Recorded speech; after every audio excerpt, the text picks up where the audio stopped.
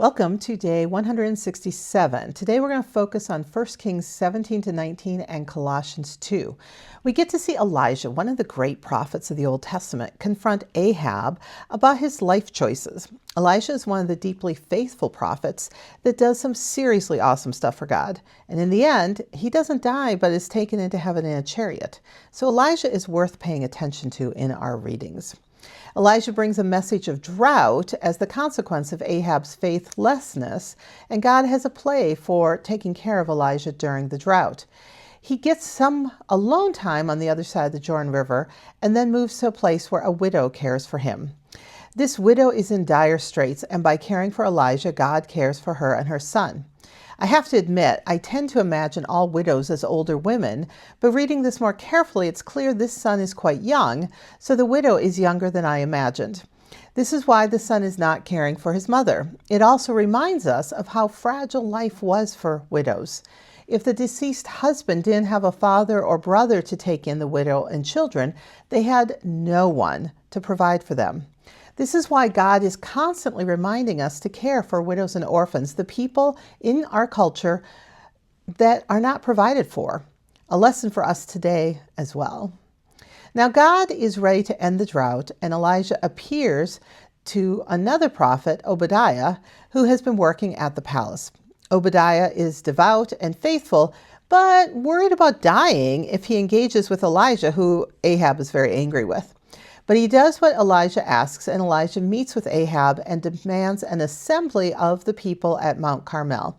Elijah especially wants the 450 prophets of Baal and 400 prophets of Asherah to be present.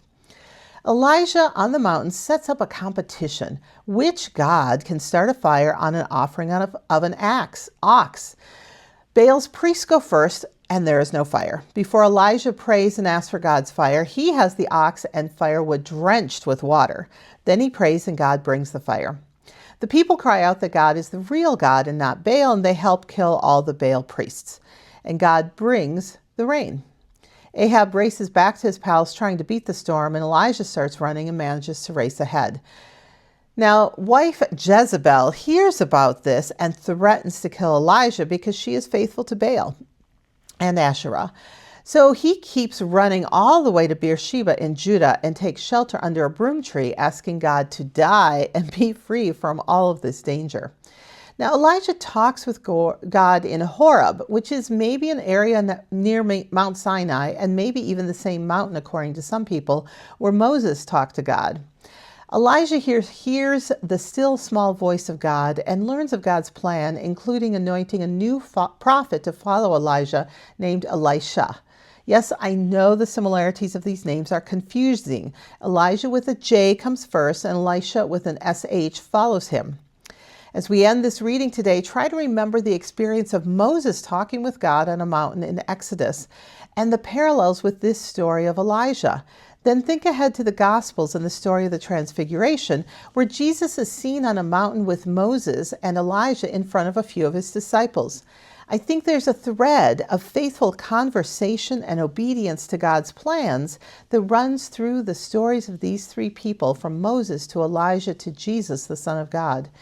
The Transfiguration connects Jesus to God's work through centuries and is an important message to the apostles as to who Jesus is and how Jesus is God and works with God.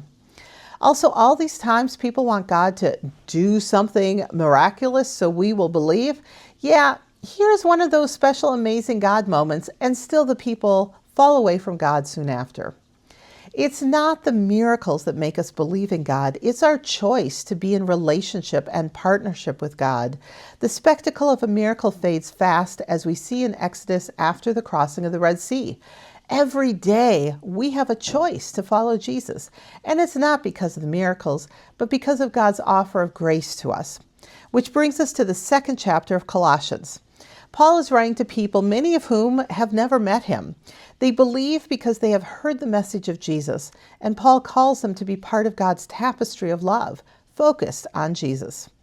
Back then, people were searching for the secret and other mysteries. It was a cultural thing. And frankly, it seems that people today are still looking for secrets, looking for power in crystals and secret groups. Jesus is upfront and transparent and public. He isn't about secret groups and secret knowledge. Paul openly shares everything. Our lives show the power of Jesus to others by the choices we make to follow in the way of Jesus. Live the life of Jesus in your life. Don't worry about studying more. Just put it into action. This follows what Jesus did, where he did some teaching of his disciples, but quickly sent them out to start teaching and healing and doing what he did. God believes in us and created us and made us ready to do God's work in the world just the way we are. We are often holding ourselves back. Paul is calling us to get it in gear. We have a new life in Jesus through baptism. Our old life of sin is gone, and we are ready to work with God. Jesus is the head of the body, and we are the body.